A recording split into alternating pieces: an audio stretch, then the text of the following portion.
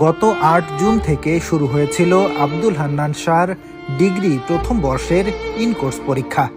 গত ৩ দিনের পরীক্ষায় অংশগ্রহণ করলেও বৃহস্পতিবার পরীক্ষা না থাকায় তিনি বাড়িতেই অবস্থান করেন। কাটতে যান নিজেদের পরিত্যক্ত সুপারি গাছ। সেটাই যেন কাল হলো তার। সুপারি গাছ কাটার সময় পার্শ্ববর্তী পল্লী বিদ্যুতের ১১,০০০ ভোল্টের লাইনের সাথে বিদ্যুতায়িত হন তিনি। তৎক্ষণাৎ তাকে উদ্ধার করে আনোয়ারা হাসপাতালে নিয়ে গেলে চিকিৎসক তাকে মৃত ঘোষণা করেন।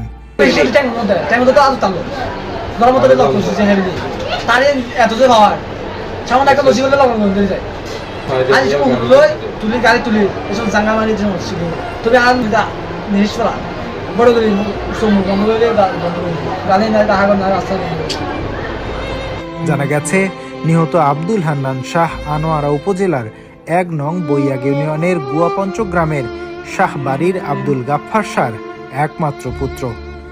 এক ছেলে এক মেয়ের মধ্যে আব্দুল হান্নান শাহ ছিলেন বড়। তিনি আনোয়ারা সরকারি কলেজের ডিগ্রি প্রথম বর্ষের শিক্ষার্থী। একমাত্র ছেলেকে হারিয়ে পাগল প্রায় পিতা আব্দুল গাফফার শাহ।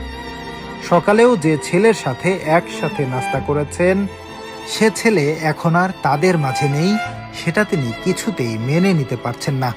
এদিকে নিহতের বাড়িতে ভিড় জমিয়েছেন পাড়া প্রতিবেশী, আত্মীয় স্বজন ও আব্দুল হান্নান শাহর বন্ধু বান্ধব ও সহপাঠীরা। আজ বৃহস্পতিবার মাগরিবের নামাজের পর মরহুমের জানাজা শেষে তাকে পারিবারিক কবরস্থানে দাফন করা হবে।